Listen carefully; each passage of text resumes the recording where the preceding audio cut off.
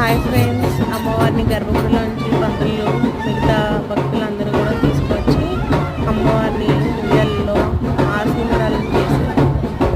తర్వాత పూజ కార్యక్రమం అనంతరం పసుపుతో అమ్మవారికి అర్చన చేస్తారు. ఈరోజు జ్యేష్ఠ పౌర్ణమి, అందుమూలంగా అమ్మవారికి ప్రతి జ్యేష్ఠ పౌర్ణమికి మంచిగా పసుపుతో గ్రామస్తులందరూ కూడా మంచిగా